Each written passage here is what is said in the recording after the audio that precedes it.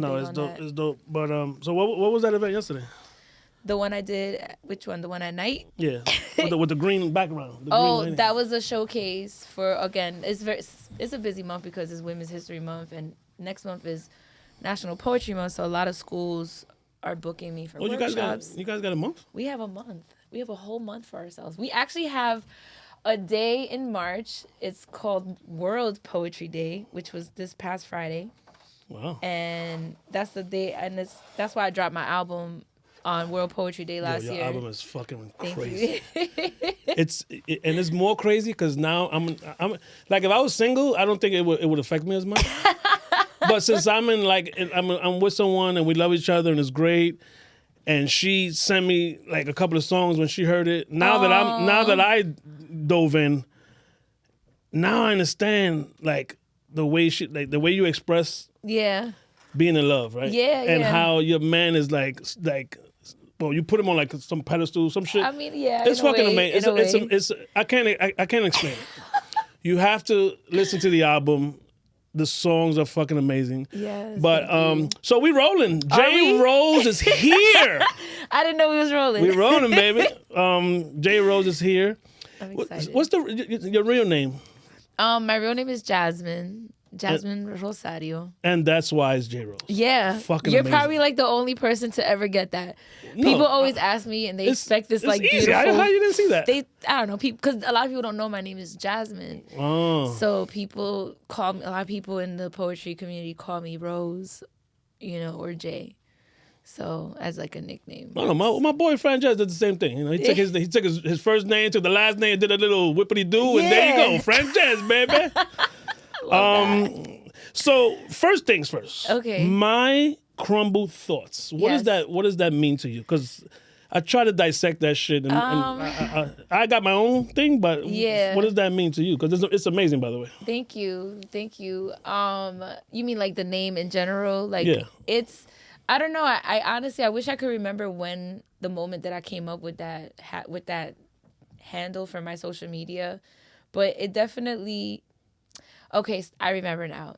It came from a line in that I wrote. It wasn't like a line that I put in a poem or anything, because I just write random stuff. Can I curse? Hell yeah. Oh, okay. I just write random shit. Motherfucker cocksucker balls. Don't worry about it. All right, fuck shit still okay. Yeah, so I write random shit. So I remember I had like written down a line, something about like, I don't remember the line exactly, but it was like try to unravel, like good luck trying to unravel my crumbled thoughts or something like that. And so when I decided to create a social media, I was like, my crumbled thoughts. I think that really signifies like how I think and how I see like poetry in like everything's in just pieces, even like one story can break into so many pieces that it could be more than one poem about one specific story. Everything is so like, I could write a poem about like every aspect of a situation. No, 100%. It keeps going, domino effect type thing. Yeah. But that's also the name of the album, right? Yeah. So the name of the album and the name of my book are both titled "Pieces of My Crumbled Thoughts," and it's funny because I really didn't always have. Wait. Where's the book? Oh, it's right here. Oh, we need that. Wait a minute. So this is my book that I purchased. Goddammit. Let me get that. I gotta spray it with rose spray. I do this whole let's just put it here. I gotta now. stamp it, Yeah. Let's just show love to the book. Oh, Hell thank yeah. you. Yes, I love This it. is my book, so you gotta get your own. Go to her link. Yes, at therosegardenevents.com. That's dope. Thank you. I don't even know what's in it, but I'm a supporter, and my girl loves you. My mom loves you. Oh my gosh, they are so awesome. We're gonna get into mom right now. Yes, I love mom. Hi, mom. So the reason why I even know about JRose is because my mom is heavy into poetry. Yeah. She's been nagging me. You got to talk to Obi. You got to talk to JRose. And I'm like, Oh yes, Obi. I'm like, Ma, give me her goddamn IG, whatever. Shout out to Obi West. Yeah, shout out to Obi West. I haven't met him yet, but and we don't do fake relationships around here. We are just meeting. Yes. So this is good energy. You know what I'm saying? Right. I like to show off that I just met someone. Yeah. And the interview is going great. Yeah, Like, you know, because that's hard to do. It's hard to talk to strangers. It is. But It is. all my bar moments, I'm good at this shit already. You know what I mean? I talk to strangers all the time. Isn't it amazing? I could talk to yeah. any cab driver. Oh, yes. And with no problem. Yeah. Yo, loco, ¿qué lo está pasando? Yo, you know what I'm saying? Easy. Word. And we just chatting about nothing. Yeah. If I'm drunk, even worse. I know, me too. Me too. But so let's start with born and raised. Born and raised. I was born and raised in Queens. Hell yeah. Big Queens. I lived there most of my life, and then in my early 20s, my family moved out of Queens, out into Long Island, and then since then, I've like been everywhere. I've been like back to Queens. You've been adulting. Lived in Brooklyn. Yeah, I've been like, you know, it's so hard because it's like they're in Long Island, but I'm constantly always still getting pulled into like Queens, Brooklyn, Bronx. Like I'm always doing a lot of work in all the boroughs. I rarely do much in Long Island. Speaking of work, can you please break down to the people everything that you do, please? Oh my God. Because How it's long do we amazing. have? I'm so impressed. Oh God. Can I go what mom told me? What did mom tell you? You're a mom. I am. You're studying for your master's. I am. You're a poet. Yes. With gigs all over the place. Yes. You're teaching the kids about poetry. Yes. That's all I got. What am I missing? Um, And you produce your own events. I do. Yes. You got a book. You got an album. Yes. You rocking and rolling, baby. Woo! That's busy. Yes. Booked and busy. Congratulations. The album is a year. 1 year. Happy like birthday anniversary to my album. I definitely am going to do another one. It was a project. I did submit it for Grammy consideration. Even though I didn't get nominated, it's totally fine. It was just a great experience, like just being there in that position to like, I have this album and I'm submitting it for Grammy nomination, like consideration. And it's like, there's so many people that are now going to listen to this project because they have to vote for the Grammys, you know? So it was a really, really, really dope experience. Yeah. So back to everything you're doing. So let's talk about being a mom first. Being a mom, it's awesome. fun. It's fun. It's fun. It's fun. Send help. Okay? I'm not okay. How old? I have my daughter is going to be 19 next month. Wow. And my son is about to be 10. Beautiful. And this week actually. Mine is 13. I just finished playing football with him. My whole body hurts. Oh yeah. Listen. No, my son knows. Like I'm way past the energy level to like, let's go play at the park. I'm like, no, you go make friends and play with play with the people that have your level of energy, because I need to sit. I've been running around. And you know, I work because I also like teach. So it's a crazy like cycle of my day, because it's like start the day, mom stuff, you know, taking my son to school. Now my daughter is like a whole adult, so it's like, you know, she kind of takes care of herself and does whatever she wants to do. She works and all that other stuff. So, but my son is still a little kid, so start off with my son, get him to school. Then I gotta go teach other people's children, you know. Then I come home, back to mom. You know, it's like, sometimes I'm just like. So the teaching is like a real teaching or the poetry? Yeah. So I teach creative writing. I teach, I facilitate like after school programs. And I also run creative writing workshops in Rikers Island. So that's beautiful. I work with incarcerated women, and mostly I'm supposed to mostly, I do work with the youths more, but like they mix them up, the young adults with the adults. So it's like I end up working with the women as well. So shout out to Youth Justice Network, who's the organization that sends me in there to do that type of work. It's really, I love it because it's really impactful. I get to actually see the impact that I get to have in people's lives in there. I've had young women, young ladies who've been released, and they reach out to me. They've come to like open mics to, you know, experience the poetry outside. Seeing them try to getting their lives together, and just, it's really beautiful. No, I didn't know that. That's awesome. That's great. I've been doing that for 3 years, so I'm still doing it. I'm super grateful for that opportunity. But I also, you know, I work with little kids. I work with elementary school students, and then sometimes I'll get hired to come to like a high school and do a workshop at a high school. For writing? For writing, creative writing. Yeah, So poetry. so poetry is a whole different thing. Writing is It's both, right? Okay. So like it's a form of creative writing. Poetry is a type of creative writing. So I focus, because not everybody, especially with students, not everybody's writing in a poetic way. Yeah. So it's just a way of getting young people to think about their writing in a little bit of try And they to can take it to expand. where they want to take it to. Yeah, so it's just really honestly the work is just to get them writing, just to get them thinking and Get the brain moving. get the brain, like The blood flowing. get some of those ideas out of your head and just write them down. See what they look You like never on know. paper. You never know, It's like giving a kid a basketball. It's like giving a kid a bat. right? Like whatever. just try it, give it a chance. I mean, if you don't like it, cool. But like I think when it comes to creative writing, it's such an important skill to have. Because no matter what job you want to have, like you got to be able to like write, Write a report, job application, essay for college application, and you got to be able to like read. And, unfortunately, like it's the way reading is in like a lot of schools, the reading level that a lot of kids are at, a lot of them aren't at where they should be for their age. So like these programs like enrich that, outside of the school setting, right? In the after school program. So I'm doing one after school program right now in Brooklyn, and it's with elementary school kids, K to 5. And we're writing a play together, and they're coming up with the script, they're coming up with all the characters, the storyline, and it's just so like I love seeing them just use their imagination. You never know. Know where it's gonna take you. And I want it to stick because as adults we start losing that, because adulting is ghetto. That's a fact. Speaking of adulting, what was you mentioned your parents, Long Island. They still in Long Island? What was the relationship with your parents?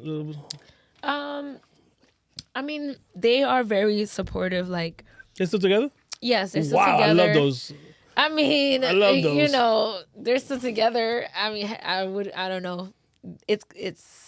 They have their own relationship. They don't have they never had the ideal marriage, to be like transparent. So like, I think that what I learned the most from my parents, I'm so sorry. This is distracting me. My ADD is like. Don't worry about it. We're going to keep that in there.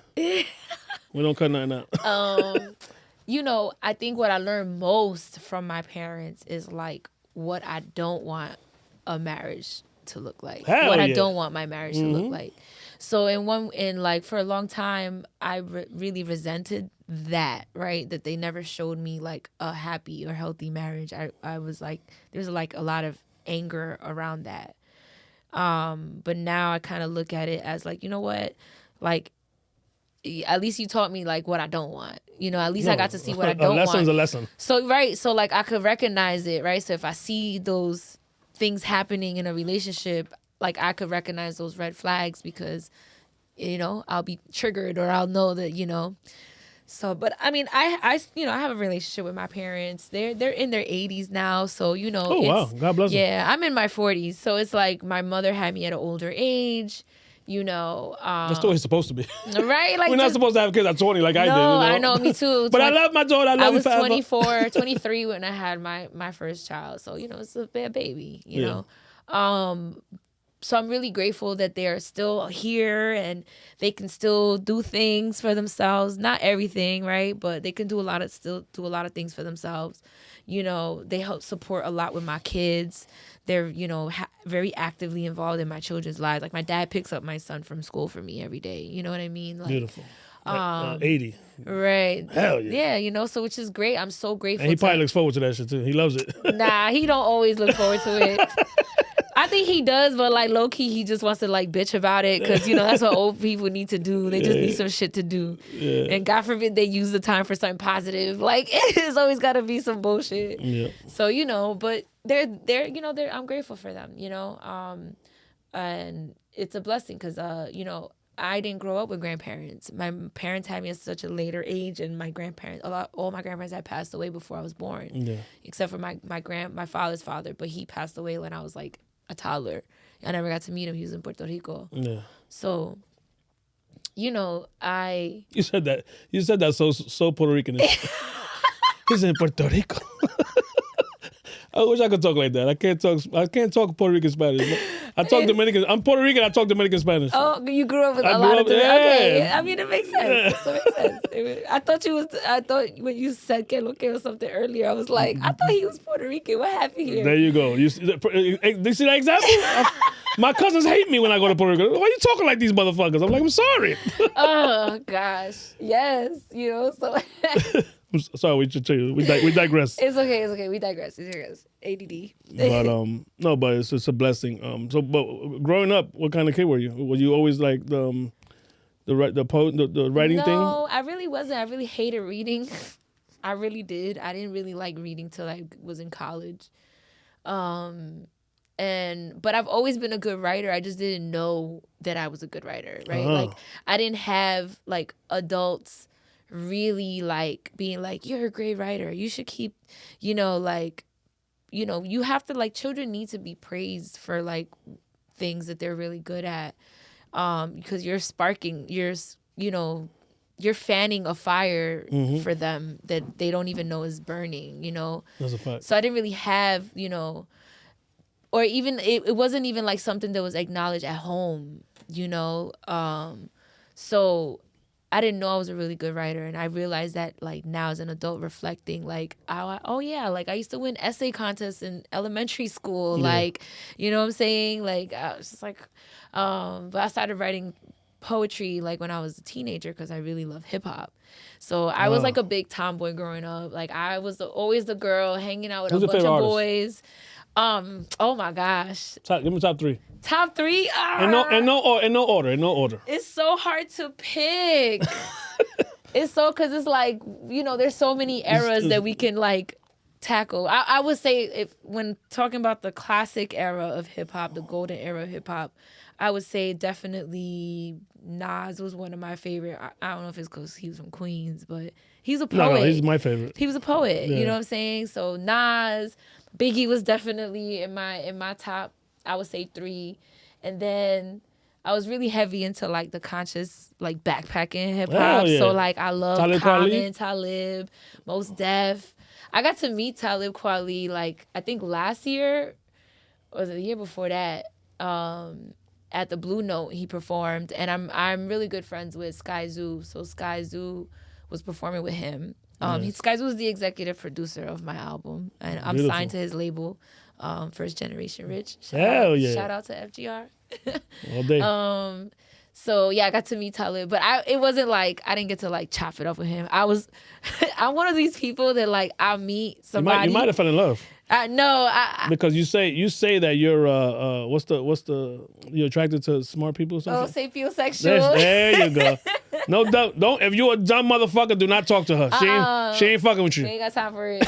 Ain't got no time for it. I am too smart. No, but I was I love that. I was like starstruck, So I just like said hello, and I just stood in a corner like a piece of furniture.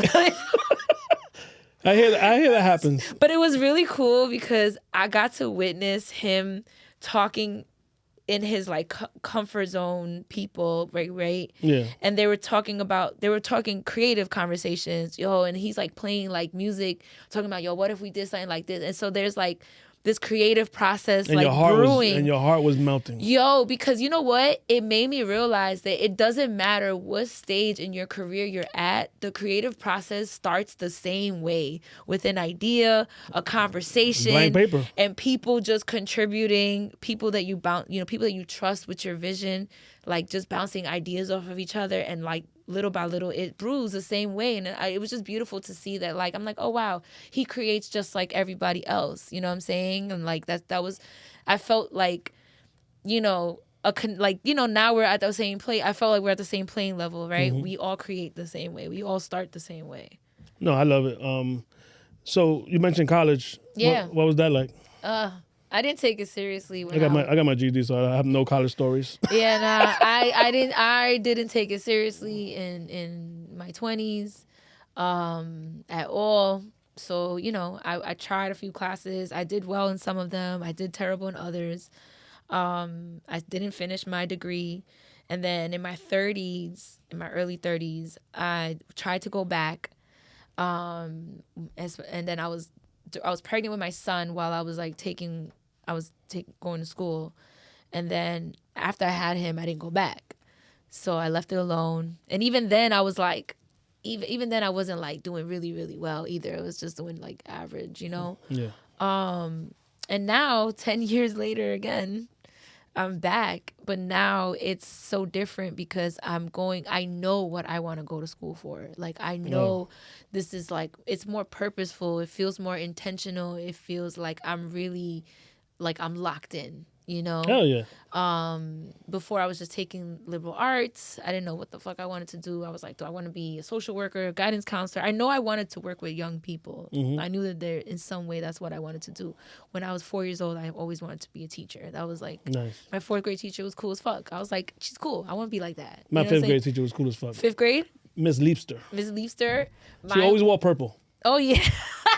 If you're still, lady, Miss Leapster. Miss Leapster, if you're still around, I love you. Are you still wearing purple? That's what I need to know. I'm pretty sure. I'm curious. Yeah. So now I'm back, and now it's like, I realized that I am teaching, right? Mm-hmm. I'm just not doing it the way I thought it would look like in 4th grade. So I'm like, okay, I'm really good at this. I want to start teaching, like, I want to be a college professor, so I need to get my master's. So I decided to go back to school. I changed my major from liberal arts to creative writing. And it was crazy because I was scared. All these years, I was scared to find out how close I was to getting the associates because I knew I was almost done. I just didn't know how close I was. Yeah. And when I went to the school, they was like, oh, you only have one more class left for you to graduate. And I was like, oh my gosh, I could have did this shit a long time ago. Wow. And then when I changed my major to creative writing, they was like, okay, now you need 3 classes. And I was like, still, that's nothing. I could do that in 1 semester. Yeah. So I immediately enrolled. I took a winter class. There was like a 4-week intensive semester. And then now I'm taking my last 2 classes. So I'll graduate in May with my associates. And then I'm jumping right into the bachelor's and into the master's. And there's like schools out there that like accept life experience credit towards your degree, so you can actually fast track. Shit counts, goddammit. Yeah, because I'm already doing this shit. Like, you just helping me do it better. Like, exactly. You know, so hopefully I can like get into some programs that accept that, because that would be great. I could definitely like fast tracking through the degree would be incredible. So you said as a teen, that's when the poetry started. What was the thing that said, wait a minute, I could do this? Because you was already doing it, but you didn't even know you was doing it. Nah, it definitely wasn't until like probably like my late 20s. You remember your first show? The first show I performed at? Absolutely. Or even before that? Did you become a poet on stage, or you think you was already doing it? I was already writing poetry. Okay. But I was terrified of getting on the stage. Oh, okay. I was scared. And people would be like, you should try it. You should go to like an open mic or something. And I was like, hell no, you want me to stand in front of people? So just like the comedian world. Like, you're funny in your crew. Right. But now, go down, grab the mic. That's a whole different animal. Because if you don't laugh at my shit, I'm going to be mad. I'm going to have my feelings hurt. And people tell me I'm funny all the time, that I should be a comedian. I'm like, I can't do that shit. I'm going to stick to the poetry. Exactly. And I'll just be funny. A funny poet. but before the stage poetry, what were you doing? Just keeping it to yourself, or you like? So I was on like I would send it to like people that I knew were writers, like people that wrote rappers, or people that were also like poets.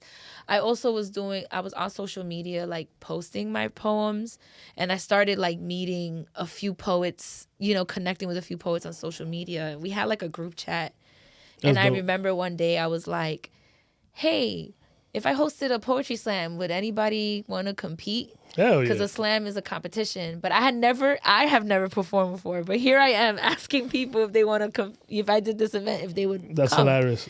And so people were like, yo, I'll do it. So I was like, all right, cool. I'm going to put one together. So I then was like, okay, I've never been to a poetry event in person. I've always seen them on TV. You must have been shitting your like pants. Def Poetry Jam. You know, that's all I knew about spoken word, or like in movies. So I had never been to a show in person. Sorry to interrupt you. What was the movie? With the guy from Men's Society. Love Jones. Love Jones. Ooh, I was. How did I know? Everybody could. Yo, that shit is so. Cause I think, and you know what? It's a shame that there's not more poetry movies. There, you know what? There are more people. A lot of people. Why? Don't really So why is that them. the one everybody thinks about? Because that's I guess the most memorable one. There's like even Poetic Justice. You know, there's some poetry in there. But Love Jones. yeah, so I did this event.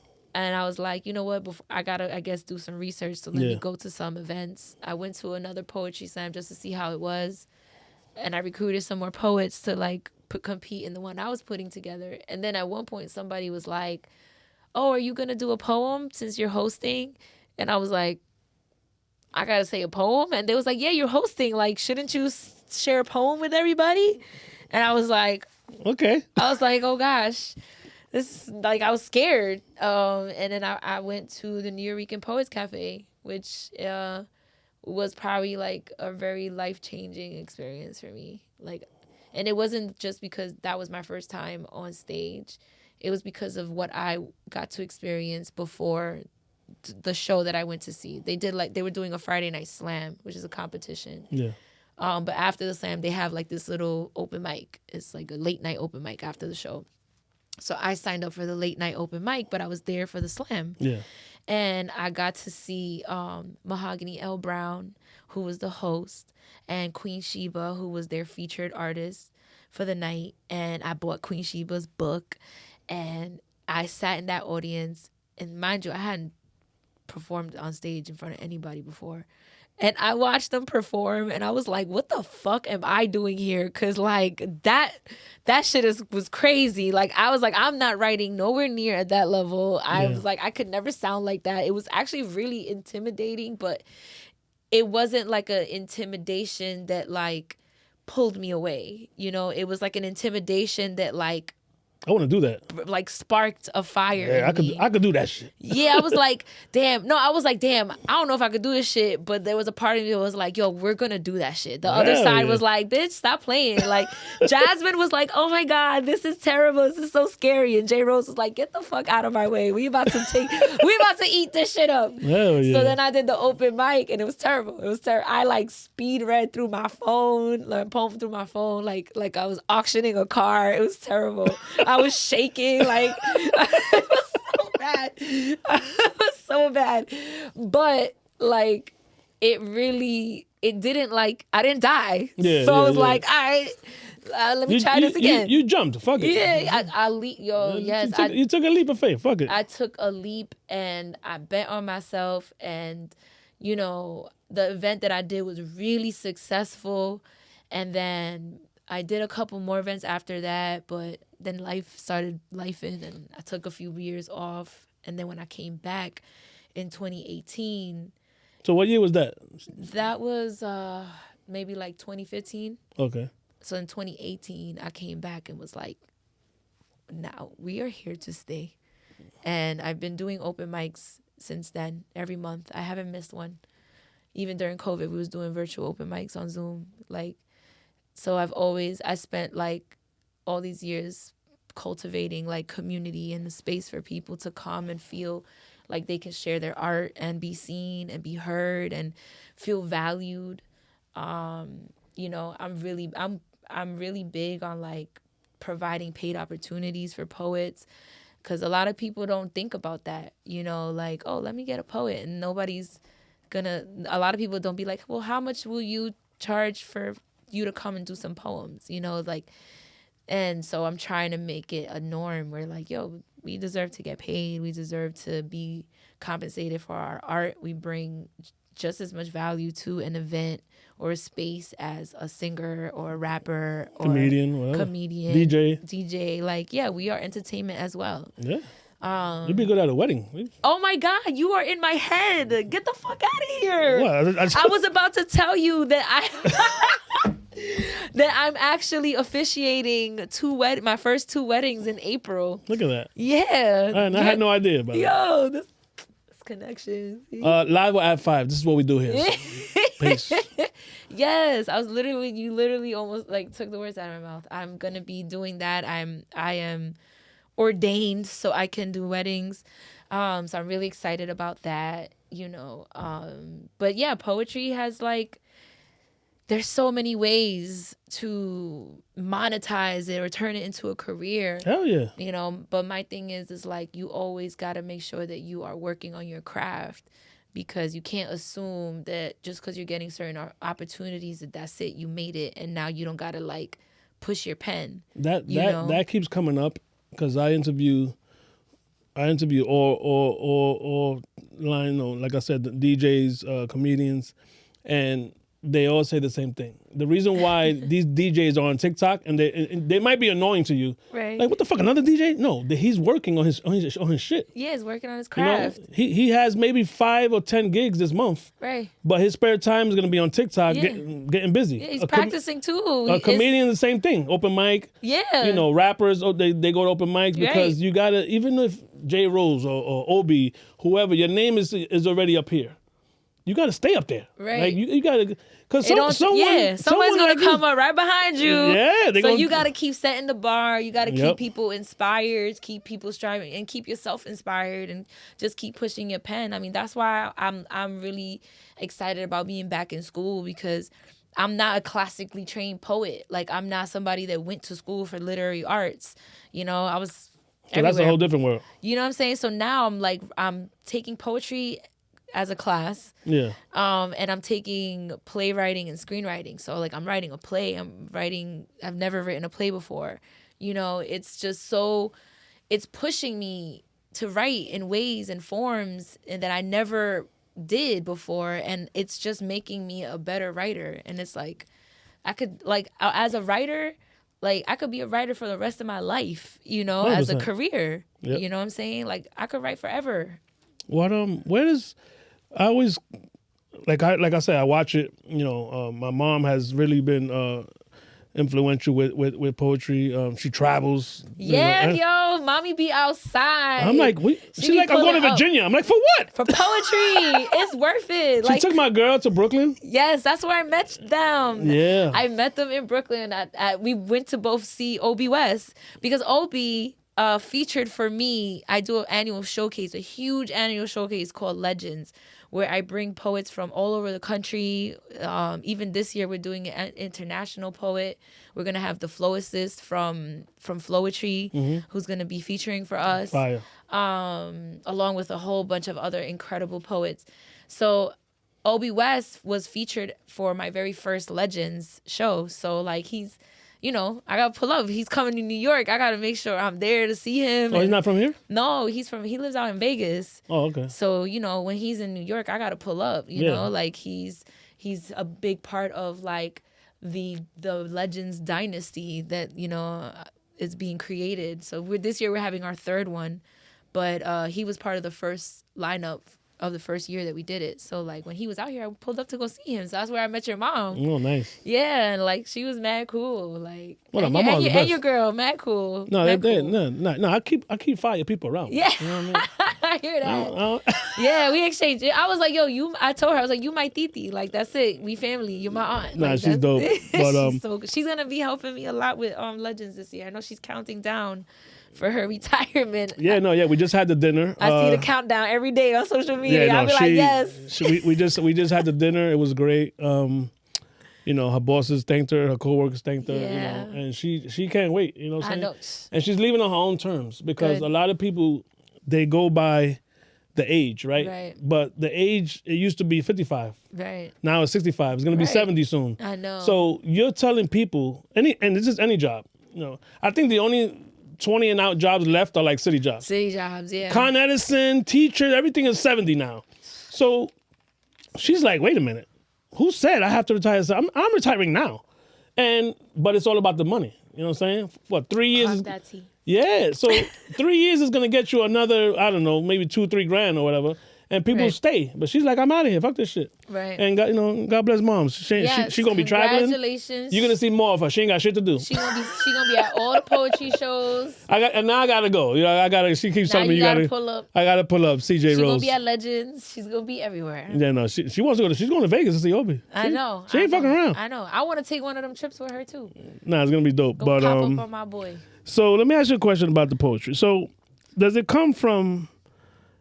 Does it come from pain, joy, both? Like how does, let's talk about you. Right. We don't want to talk about the anybody that we don't know, but for you, right? And everyone's different. Where does your poetry come from? And can you change it? Like if I want you to do my wedding, and I'd be like, yo, talk about, and like I'll give you the story of how me and my girl met. You could do that too. Right. But as far as your poetry, where does that come from? For me, my poetry is really just me either telling a part of my story that I feel needs to be heard, and some of it is I need to hear it out loud.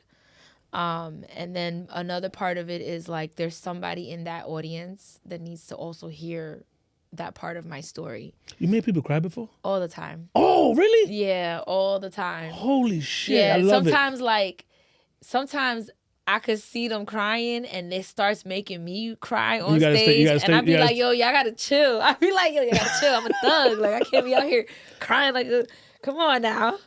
So you gotta get the room back? Yeah, I gotta get the room back. So a lot of it is just me telling my story. And sometimes, like, I feel like sometimes I write poems that's just like a download from like a spiritual place.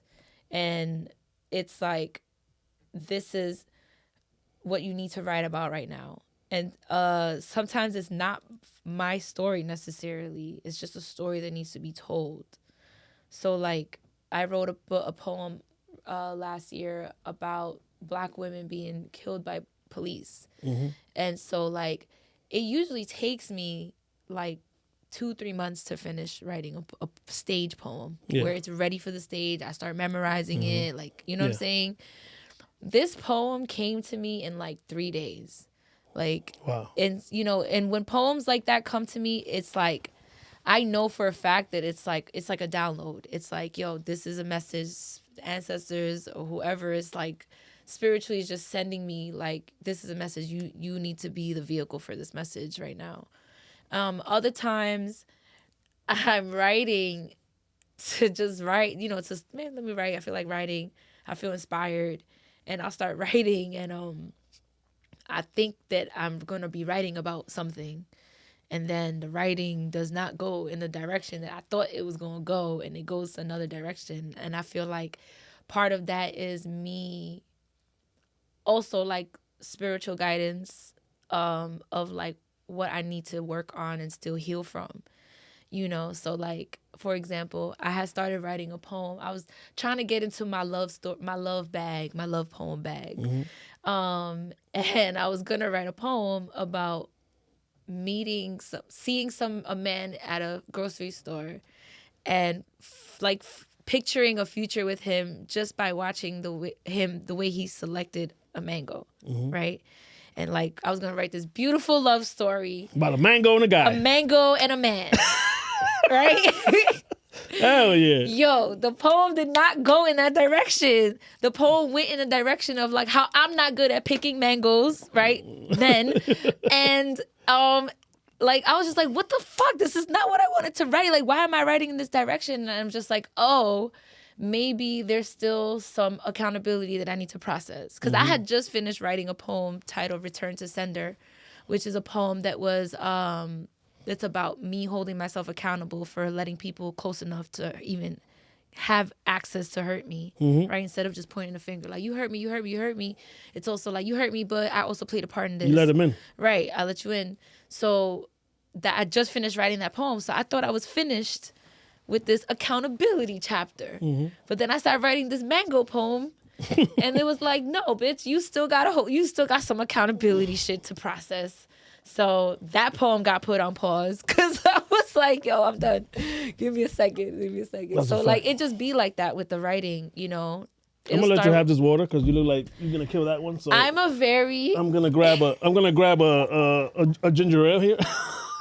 I am a very thirsty Do your thing, poet. girl. Do your thing, girl. I drink so much water. And if you finish that, we got Starbucks and Red Bull. Okay. No, actually, we have more water. I have a gigantic bottle of water in the car. Trust me. I will not be thirsty. No, we're good for now. We're good. They But got fancy water too. Fiji, baby. Fiji. I don't fuck around. I feel like you gotta say Fiji like Fiji. Yeah, we don't fuck around right here. All right, back to the. No, I love where you took that because it goes where it goes. Right. And you know what? It's organic. It was organic. Fuck it. So do poems have to rhyme, or they don't really have to rhyme, right? No, they don't have to rhyme. No, because I read that somewhere, and the guy or the girl, I forgot who it was, they were like, obviously you can't just be rambling, but Right. it has to have, a beginning, a middle, and an end. Yeah. And doesn't have to rhyme. It doesn't have to rhyme. I always tell my students that sometimes rhyming is like a double-edged sword, right? It's like sometimes rhyming can really add some flavor to the writing, right? But then other times rhyming can limit you because you're so stuck on trying to rhyme this word. And especially with young people, kids, when they're writing, it's like you just rhyming to rhyme. That shit makes no sense. There's no context here, Like today's hip hop. Bro. I'm sorry. I didn't want to go there, but I had to. The nail on the head. But I'm just so I tell my students, you don't have to rhyme the whole time, right? You can be creative with it, right? Because also I'm a big hip hop head. So I rhyme in my poems, but it's also spoken word. You are talking to people. So do you talk and rhyme I hate that do you talk and rhyme all the time? I know this rhymes, but no pun intended. Except for this example. But it's do we really talk like that? We don't. Yeah. So I try to tell my students if you're gonna rhyme, push yourself creatively, create rhymes, put words together to rhyme with one word, use me and my homegirl was just talking about this yesterday. She was talking about how she loves how her and I are the same way. She's the rhyme queen though, Leah V.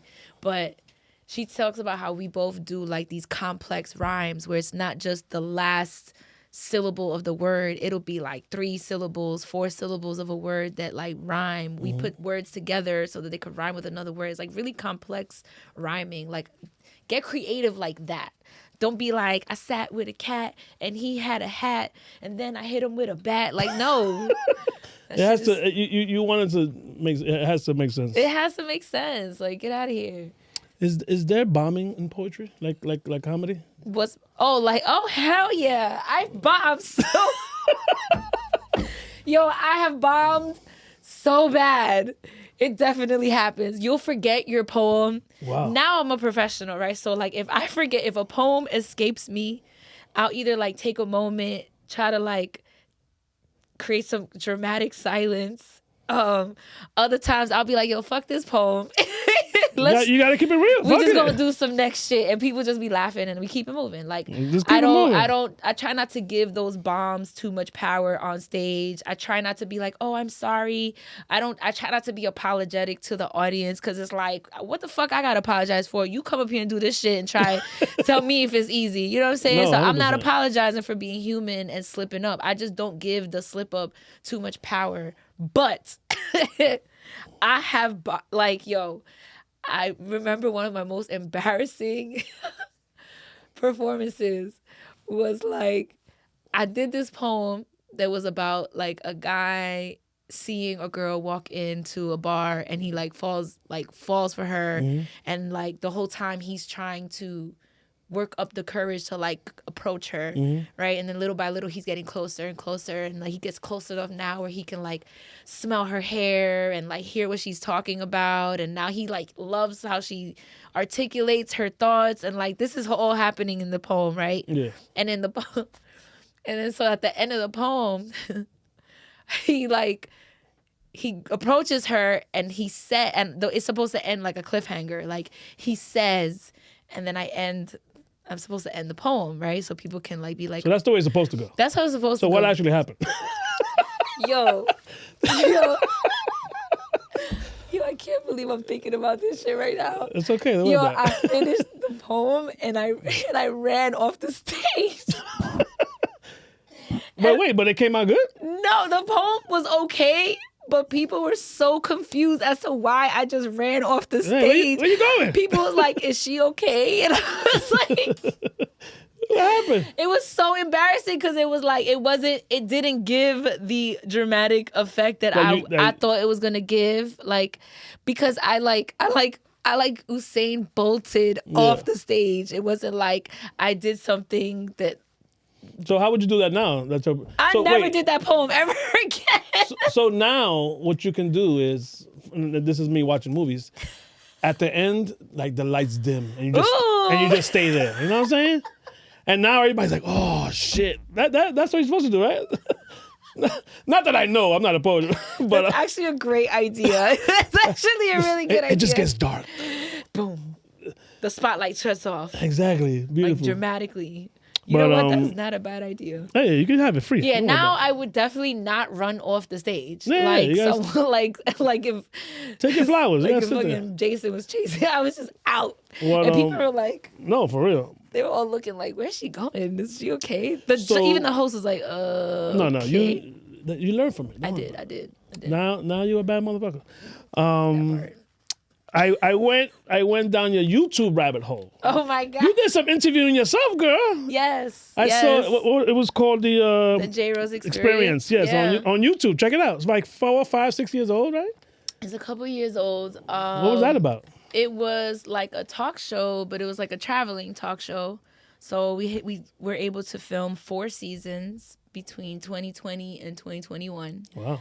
And we did the first season in New York, then we did the second one in Atlanta, third one was in Philly, and the fourth one was in Tampa. Oh, wow. And I traveled with a production team, and this is real shit. Yeah. Oh, wow. I traveled with a production team, and we filmed interviews with artists from those cities. Poets? Poets, mostly poets, but we had a few like visual artists. We've had a singer here and there. And yeah, so it was really dope, because see, the idea came during the pandemic. We had just filmed the first season when the quarantine hit. We had just filmed it. So we were stuck inside, and when everybody hit in quarantine, like the social media connections exploded. Oh yeah. Right? We're all on IG Live, we're all on Zoom, we're meeting poets from other cities that we didn't even like think of knowing, because we weren't doing IG Live open mics. Nobody was doing that. You didn't have to. You could just we go didn't there. have to. It was people were staying within their cities, and like you were lucky if you were big enough where like now people in other cities know you, right? But it wasn't the way where like the poets that weren't as known, right? Poets that aren't traveling, we all started to know each other. And then I was like, because the whole point of the show, we was going to stay in New York, we was going to film in New York, have poets come through and keep interviewing, right? Then I started meeting all these dope poets in other cities, and I was like, yo, we're going over there. I want to go to Atlanta. Like, I want to go meet these people in Philly. I want to, so it grew from that. We just rented an Airbnb and we filmed in the Airbnb. And no excuses. Make it happen. We made it happen. Like, filming during quarantine. Like, we was so gangster. We did not give a fuck. Creative people are like, nah, I need to be creative. Like, if you love and this journey of mine, I have said this before. I don't have a fucking car. I learned how to fucking get here. Either it's gonna be a fucking Uber, either I'm taking a goddamn Metro North. I need to get to my booking. Right. You know what I'm saying? And that's not gonna stop me. Right. And like you just said, the creative fucking monster in you is gonna get you there. Yeah. Cause we go to work every fucking day, and make it happen. You make it happen to that job that you don't even fucking like. Right. How you don't give that same energy to something that you love? Part, yeah. How many gigs you have to go in the fucking end of Brooklyn somewhere? Oh gosh. With fucking $12 in your pocket, and you know what? I gotta fucking get there. I've definitely been there, done some gigs, like traveled mad far for either no pay or little pay. And a beer. They be like, oh, we'll give you food. I'd be like, sure. Yeah, I mean, I don't do that no more. Nah, so don't nah, even slide in my. you, don't even think about emailing me. Nah, we're a big deal now. We're a big deal now. But you know, you learn. You know, That's the hustle years. That's the hustle years. That's the grind. That's the you know, and like what I'm trying to do for a lot of these younger, newer poets is like, I want y'all to not have to grind so much.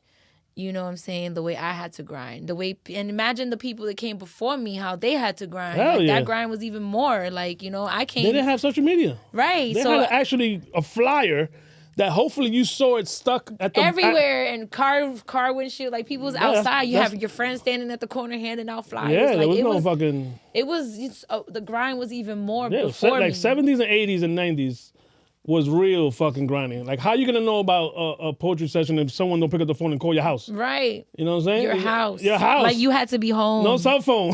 No cell phone. Or a beeper. They had to beep you. Beep you. Yo, we got a show. You want to come? Yo. So the grind was real. And we made it happen, though. So I think that now, even though it's even more easier for this newer generation of artists that are coming up, like... that's a lot easier for them, but like the business aspect of it and making money off of it is still requires a grind. Oh, so, yeah, get good at it. You know what I'm saying? There's no shortcuts. You still gotta be good. Get good at it. So it's like, you know, I'm very big on like, yo, you guys, here is how you grind. Yes, it shouldn't be that hard because you are incredibly talented. Mm-hmm. So, you know what I'm saying? Get that bag. No, especially with even though technology is what it is. Have you heard of this thing that rappers and poets, they're using the AI? Is that against the poet world? So there's a lot of conversations around AI, even like within the Recording Academy, because I'm a Recording Academy full member. By the way, I'm gonna interrupt you. Yeah. What I told you to write for my girl in the book, that was AI. That wasn't me. Oh my God. Thank God I didn't write it yet, because I'm gonna write something else. I'm gonna write something else. I'm gonna write something else from the heart. That was no, not from the. No, what computer. I wrote was from the heart, but then I hit the rewrite button, and AI the computer was like, "Hold on, hold my beard. Let me fix this." Yes, there's a lot of. Sorry, babe. So I'm gonna write something better. Okay, I got you. I'm gonna be a real poet. Hilarious. Sorry. So, yo, you mad funny. I try. So there's a lot of conversations around AI even within the Recording Academy, you know, because it is being used to make music, to, you know, write lyrics. I don't know, because like AI could be really scary though.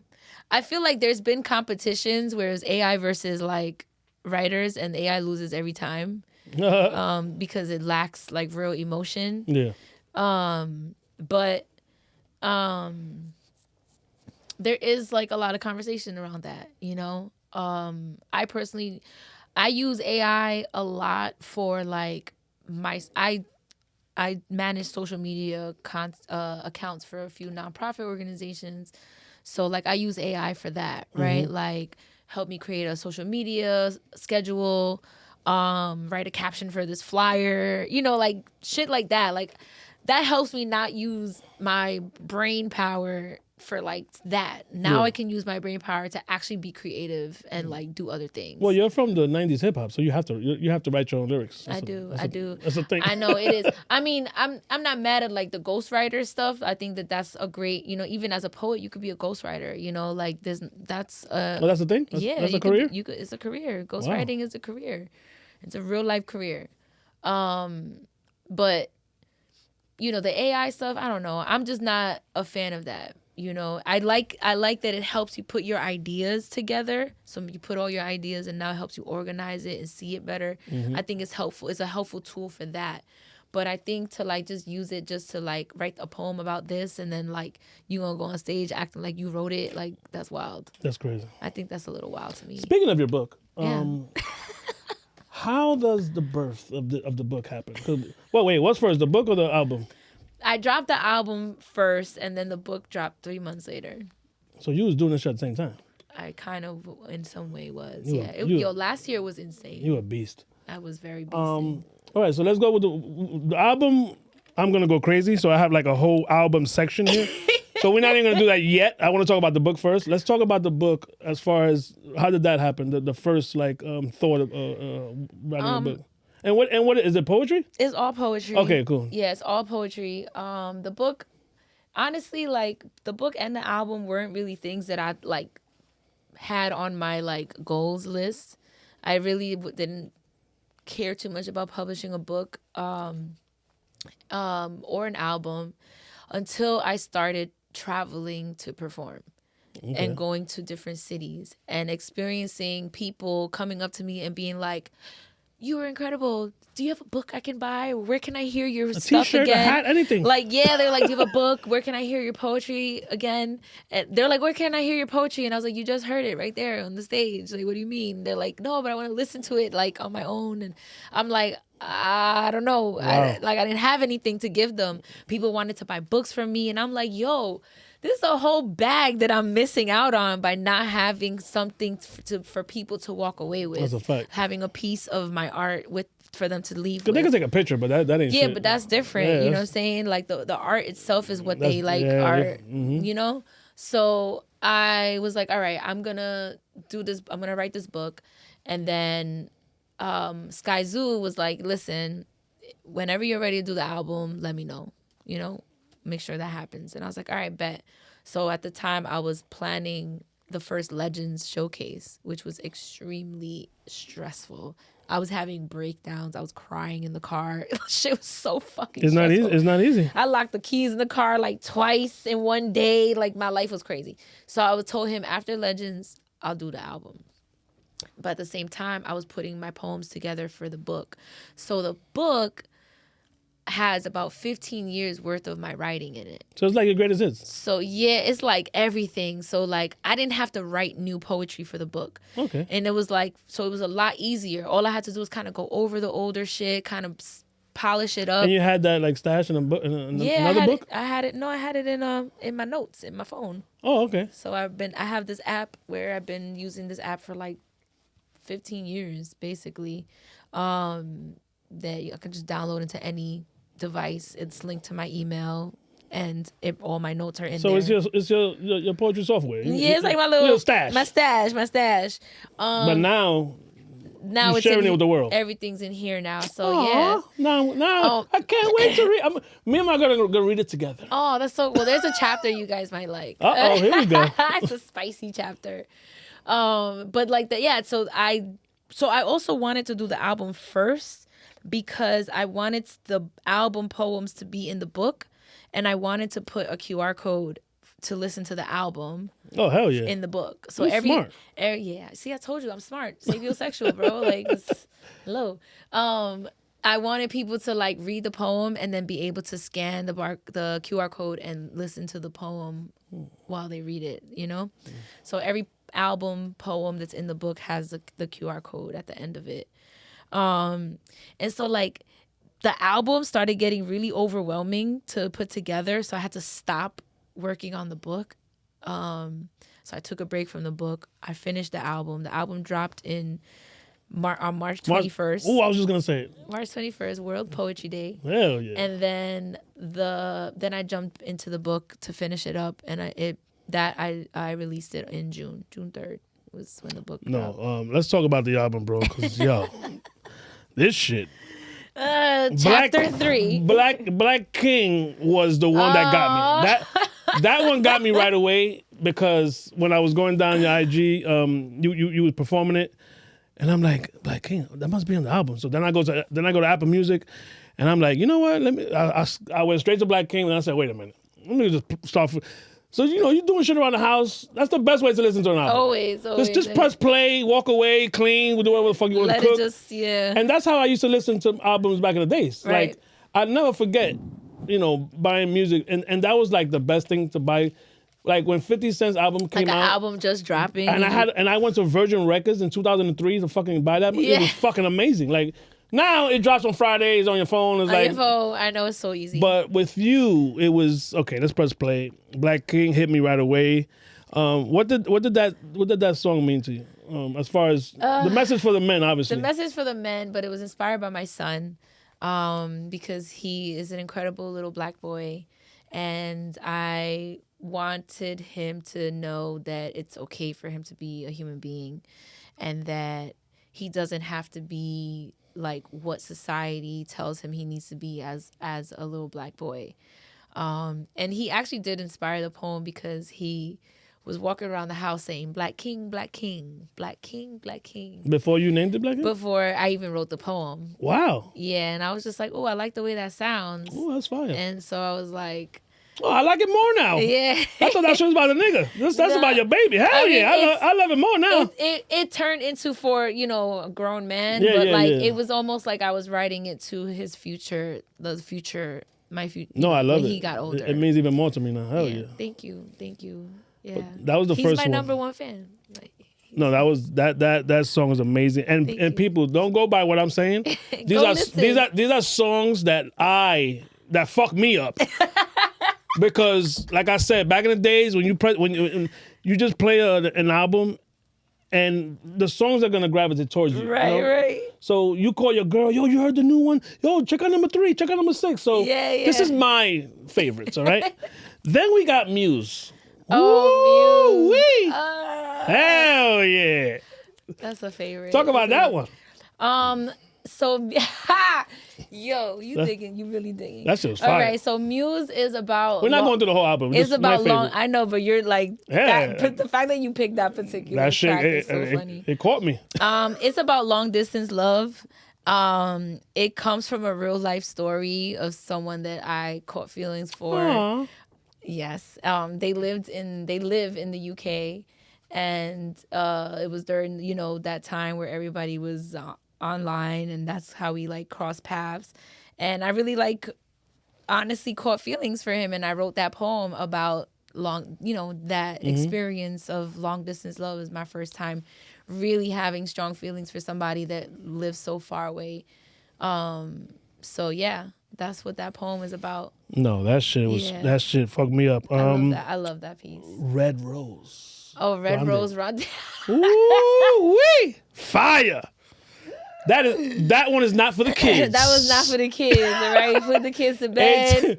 Put the kids to bed, Yes. or send them home with grandma. Do Right. something. To light a candle. You and your Get- lady, you and your man. Get some wine. It's gonna get spicy Go make another baby. for real. Obviously, we know what that was about. Yes. But what made you go down that bag?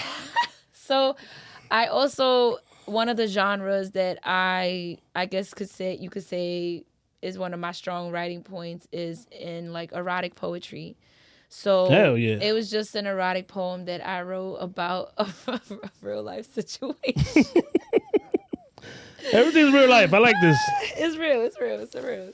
Literally, there's pieces of my crumbled thoughts. So it's Hey, really, like, and pieces of that's my what life. makes it amazing. Thank you. Yeah. So it was about a fun time. That's all we're gonna say about that one. That's it. The one that fucked me up Black King fucked me up a little bit, but that was more like powerful and motivating for our my son, your son, and that was different. But 10 things that Haiku about haiku. you. Okay, I was gonna say haiku about you. That Yes. shit, bro. Yo, talk about fuck me up like. It's on repeat right now. Oh my God. First of all, whoever produced the music. that shit. Yes. And then the way you end it, it's like, what? Why did it end? Like it was so good, and then you did what you did earlier with the stage, and you ran off. How you just run off? I'm like, what the fuck just happened here? But that track right The way there. I ended the poem. The way you ended the poem, you just stopped. Yeah. And then the music the plays. music music is so good. Yes. That it's like, damn, where'd she go? But wait a minute. Where'd she go? It's okay. But it's okay. It's okay. The music It's took not over. bad here. Yeah. Was that a violin? It sounds like stringy. So it was a friend of mine, Jamel. He actually just played. He was on set with me last night when I performed. He plays this thing that's called an electronic wind instrument. I knew it was something weird. And he could make it sound like a lot of different wind instruments and other type of instruments. So like if you want a saxophone sound, a trumpet sound, flute. It has a little bit of violinish kind of sound for that one. So 10. The reason why it stopped so abruptly is because a haiku is like a traditional Japanese poem that is consisted of 3 lines. Wait. 575. 575. Yeah, 5 syllables, 7 syllables, 5 syllables. So the poem is 10 things I haiku about you. So it's 10 haikus. It's also in the book. I like the. Let me show you. Hell yeah. Because in the book it looks really cool. And I designed the book inside, like everything in the book. Fire. Yeah. So like this is the 10 things I haiku about you. Aww.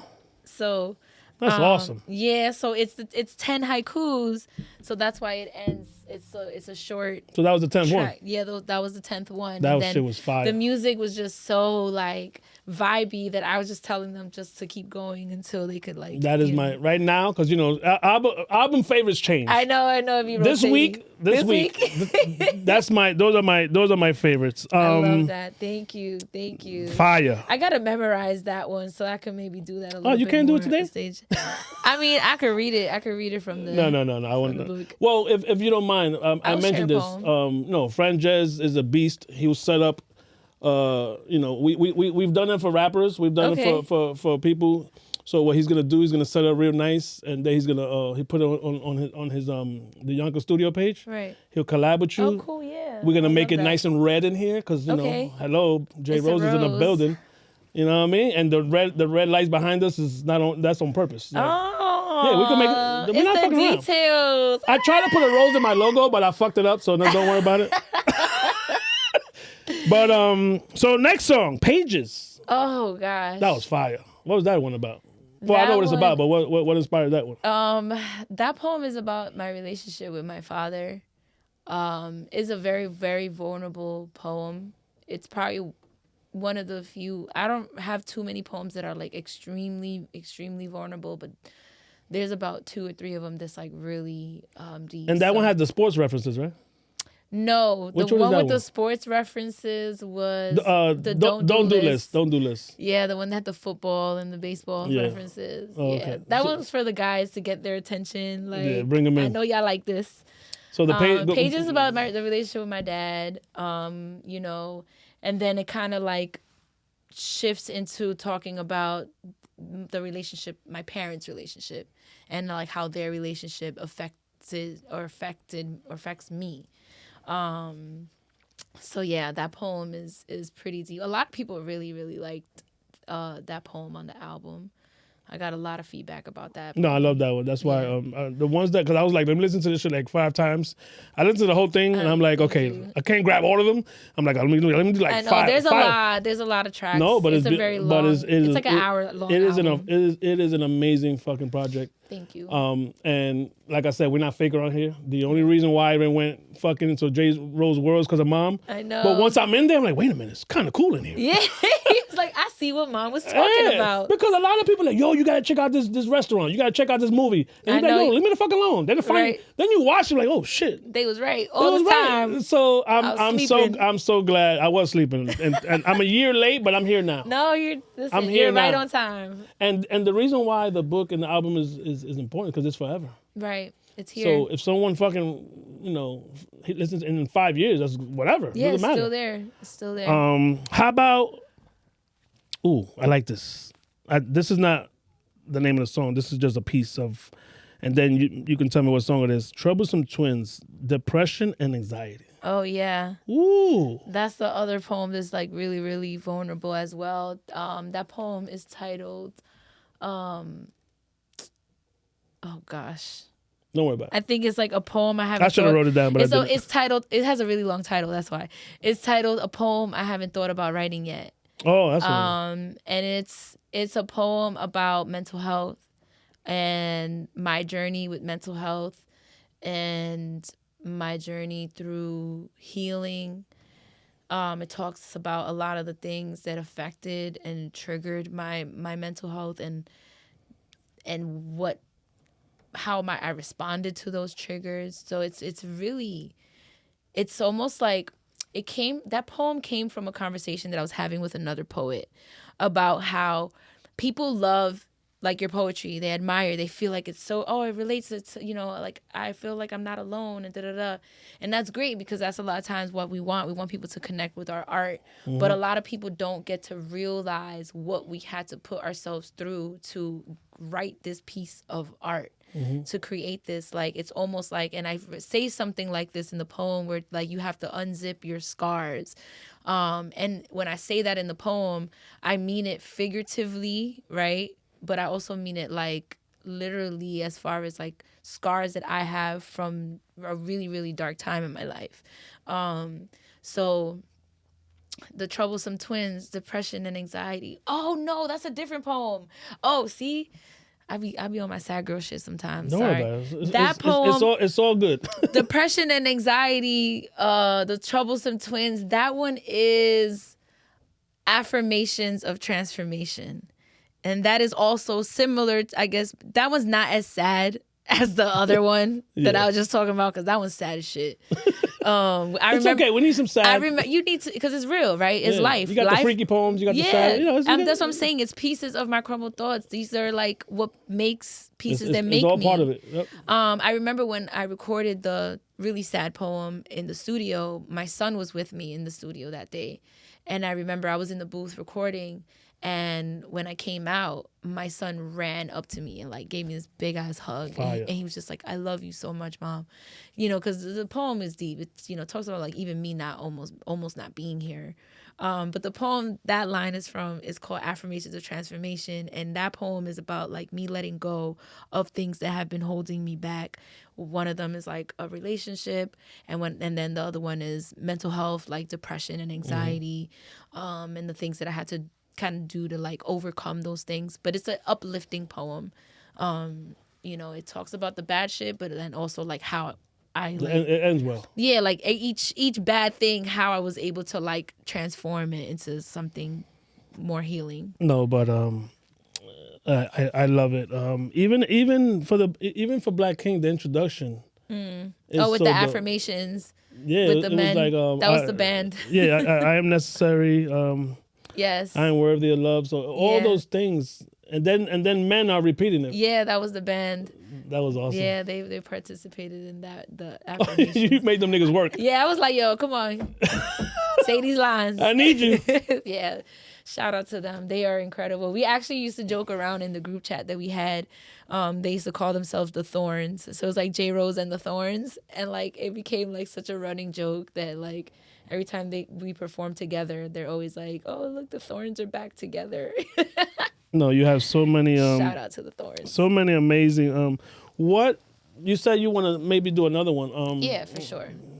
So now that, and it probably won't be as nerve wracking as the first one, right? Now you'll be like, wait, I know what the fuck I'm doing now. I mean, yeah, I know what I'm doing now in some way, shape, or form. But it's not like I'm going to approach it the same way that I did, the first time I was doing it. Yeah. So now I just know better ways of like getting through it, so it's a little bit less stressful. But it's still gonna stress you the fuck out. But it's still going, yeah, you know what I'm saying? Because it's a project, right? It's like no matter how many times you do something, especially like every time you do it, you want to. At least for me, like I want to do it a little bit different. Mm-hmm. I want to approach it differently. I want to promote the album differently. I want to, because I promoted it really well. Like, I want to mirror that, but like expand on how I like put that album out. I have a lot of ideas now. Even the art cover, that was nice. Well, how'd you come up with that? Oh, that was so I have a video. So there's a poem on the album called Addicted, and it's about being addicted to a person. And so before the album dropped, I released that as a single on Valentine's Day. And I dropped a video for it. Oh, fire. So at the video shoot, we also shot the cover for the album. Hell yeah. So it was like, You put that shit on again. You know what I'm saying? So I had a couple outfits. I brought different outfits. So we gotta talk about these goddamn outfits. Because there's a lot. Well, finish with the cover and then. But that's it. We just took a couple pictures. Oh, okay. My executive producer Sky Zoo played a big part in like guiding me through because he's a very established artist, multiple albums. He's very well known. He's a ghostwriter. He's out here, so he's done this a million times. So he provided a lot of guidance in just like the production wise and picking, even helped me with like the track list. You know, I came up with a preliminary track list, and then he just went in and was just like, all right, why don't you move some of these around? And, you know, he helped me with that. So yeah, we just picked a great picture. I added a couple, like the photographer, Noor, she edited the photo, but then like I did a little bit additional editing to it, and I added the title and all. No, it's a beautiful cover. Thank you. Speaking about these outfits, if you don't know what I'm talking about, I can't help you. You're just gonna have to. I don't even know what he's talking. You're gonna have to go down her IG rabbit hole. There's a lot of outfits. Yes. That are a little sexy. Because I have to wear clothes. No. This is not regular shit. We're talking about fucking, you know, a lot of legs showing. It looks like lingerie, but not really. Oh, okay. So what inspires these different? And it's not one picture. There's a bunch of them. What is this part of the show when you perform? Okay. I see what you mean. Okay, yes. So, I do. There's two things, right? I have a showcase called, it's like a erotic poetry night. It's called The Hotline. And people come through and they read erotic poetry. Sometimes we'll have like a burlesque dancer. And it's in this, well, they're moving locations right now. So I haven't done it. I didn't do it last year. I haven't done one in like a year. But it's in a like speakeasy place where like the front looks like a lingerie shop and in the back it's a lounge, it's a bar. It's really dope. It's called Astoria Secrets. They're closed right now because, like I said, they're changing locations. But so it's like a theme, you know, of like being sexy and feeling empowered and owning, you know, body positivity and just owning yourself and being as free as you want on your terms. No matter what. However big, skinny, tall. No matter. Like, you know, so. Be you, boo. Right. So sometimes people come dressed sexy. Sometimes people come in like lingerie. Sometimes people come in regular clothes. It's a mixture of everybody. You know, everybody's just here for and it's a great experience. So a lot of times because I'm hosting, I'll be dressed in like lingerie kind of clothes. But then the other events that I perform at, I know this is going to sound crazy. That's okay. Don't come at me right now. Just let me say the title. Look at that. I'm getting nervous. Let me say the title and then I'll explain what it is. Okay. It's an event called Poetry Brothel. Hello. I know. But the concept is like the concept of a brothel, but like we're just giving poems, not no happy ending. No happy endings. So the way that show works, you know, and it's almost like a cabaret. So then like there's a lineup of poets and they have burlesque dancers and every poet comes up and does a poem and then the audience can purchase tokens and they'll give you a token for a private reading. And then you go into like a little area, maybe like a room or like a little, they have like these areas that are sectioned off with like curtains and you sit with the person and you do a poem. You read a private poem for them. So it's kind of like, you know, brothel-y, but it's not, you know, it's not. Instead of getting head, you're going to get a poet. You're going to get a poem. So it's the same concept, but without the happy ending. Right. It is a happy ending, poetic happy ending. A poetic happy ending. So keep your mind on the part. Yeah. No, so even with that, with Poetry Brothel, like my name isn't even JRose at the brothel. My name is Scarlett Hemlock. I'm a hell yeah. Yeah, I'm a different character. So I have like this garter belt with like poems like in the garter belt. It's custom made by my friend Danny Threads. She designs her own lingerie, and so she custom made these garter belts for me. To her. Yeah, she's dope. So sometimes, you know, you see me in like some fishnets and like a cute little tight dress, but you know, that's it. That's all we do. It's always it's poetry all for related. The art. It's for the art, people. It's for the art. Listen, I could do it. You could do it, yeah. I feel that like that. No, you are doing it. You're making it happen. That part of it is like really empowering because as a woman, like we are sexualized by society from a very young age without us having a choice in it. And so my way of like owning that and making it myself is I'll write an erotic poem. I'll dress sexy, but it's like because I want to, because it makes me feel empowered, not because like, you know, anybody else wants me to look like that. You know what I mean? No, it's a beautiful thing. So yeah, like I for me, it's more like empowering myself. I just realized, or I just found out about 10 years ago, the purpose of a lingerie, right? So I thought, my dumbass really believed that she's getting dressed like that for me. Oh. So give me a second. So this is my understanding, and maybe you can help me or correct me or whatever. I'm believing all this time, oh shit, she dressed sexy for me. Yeah, that shit is coming off anyway. You don't need that shit, boo. Right. But once I got more in tune, once a female told me, it was a friend, a female friend that we weren't messing around or nothing. So she was like, nah, bro, they put that on for them. They want to feel sexy for you. Right. So I'm like, oh shit. Yeah. I said, so when we just rip it off, that's disrespectful? Like, yeah, motherfucker. Yeah, like, appreciate it's expensive. Be nice. But like, bro, appreciate let her walk around a bit. Yeah. Don't just attack her like a fucking savage dog. Right. You know what I mean? So it's definitely like, yes, you want to feel sexy for yourself, owning it, making it on your terms, and it's like, hey, if you agree with me, cool, but I'm gonna feel sexy for me, like, because I want to feel good about myself, and this makes me feel good about myself. It's different for everybody, right? Mm-hmm. So. No, my shorty now, she be doing that lingerie shit. One day I wasn't ready. I'm like, what the fuck is happening?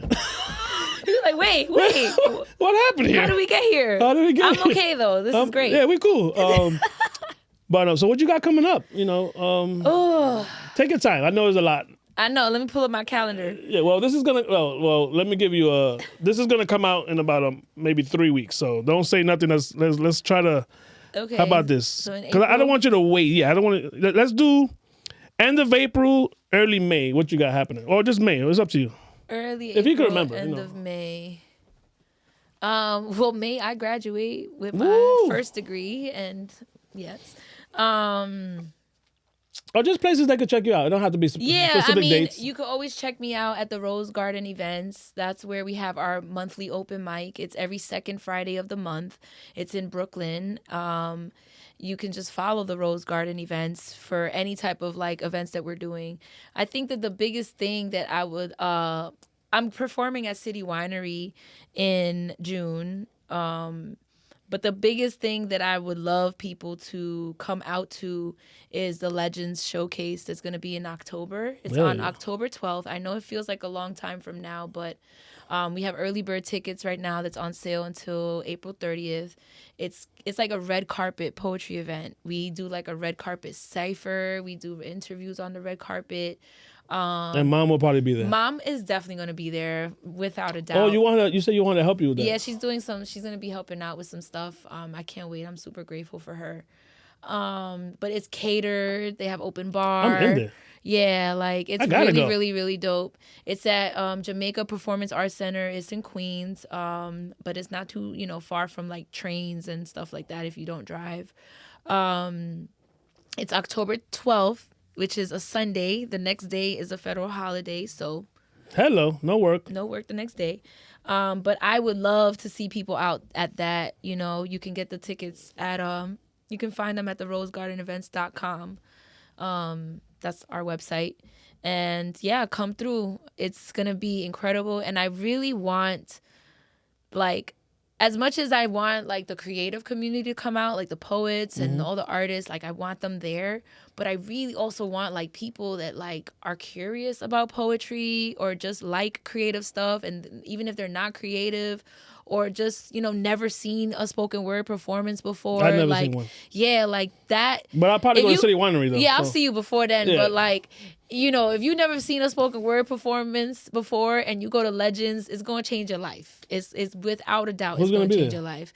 I'm featuring the Flow Assist, who is the poet from the group Flowetry. I have Kira J, who is from the Bronx. I have Rochelle Gemini, who is from Houston. I have, Roya Marsh, who's big time poet out here in the Bronx as well. Boogie Down. I got Chev, he's originally from New York. Now he's based out in the DMV area. And John Burke, who is from Jersey. So it's a really solid lineup. It's incredible performances. You performing? Yeah, I'll perform. Or you're going to do like a host perform? Like, well, I'm not hosting. It's being hosted by Queen Sheba, who I was telling you when I went to that first time performing 10 years ago, she was the feature that night. So 10 years later now, she's a mentor for me. Oh, beautiful. Like she's hosting that's fire. She's my Legends host. She's a multi-Grammy nominated spoken word artist. She's the reason why I'm even in the Recording Academy. She's been an incredible mentor the last few years that I've like gotten closer with her. But if you would have told me 10 years ago when I met her that I would be here in this space where like she was literally texting me on the way here, like, you know what I'm saying? If you would have told me that I know her like that, I would have never believed you, you know? Yeah. And the fact that like I performed on the Nuyorican Poets Cafe stage for the first time, and now 10 years later I'm a host for the Nuyorican, you know, I host Monday night slams for them. So it's like I didn't even know, you know, like that night literally was like life-changing for me. I just didn't know how much my life was going to change. No, congratulations. That's dope. Yeah, so come through the Legends. I would love to see people there. If you come, tell me like, hey, I saw you on the podcast. Like, I'll be like, drinks on me, psych, open bar. Drinks definitely on me. No, but thank you. I know you're busy. You know, thank you for your time. I'm heading out to the One Train Cipher to spit on a train. No, I want to go with a whole bunch of cool ass. I'm down. I'm dead ass. I'm down to go. Okay. I'm just gonna say watch. Okay. A lot of people are gonna come to. I don't have to do anything, right? No. I can't spit shit. No, it's for Women's History Month. Hello. It's for the ladies. But thank you. Like I said, thank you for your time. You know, thanks for having me. We don't get time back, so I really, really appreciate it. Especially someone that's like you. You look like you don't waste no fucking time. Like if it's everything has to be productive. Everything is about your brand. It's intentional. It's intentional. Yeah. Absolutely. You know. So and I noticed that when I reach out to people, you know, they text me back because I'm not asking for something stupid. I'm right. Yo, you want to come and let's talk about you know. And, yeah, and people are with it. I'm so it's a great like, opportunity. Like people are with it, and I'm like, oh my god, this is dope. But thank you. You want to share, you want to connect, you want to reach another audience, you want people to know about you, like, you know what I'm saying? And I want to know. Like I'm asking questions that I don't know. It's like, you know, it's really, you know, now I'm going to be with moms at these events because that's right. Because I want to, I definitely want to, you know, I definitely want to see an Obi show, you know, because she don't stop talking about this fucking guy.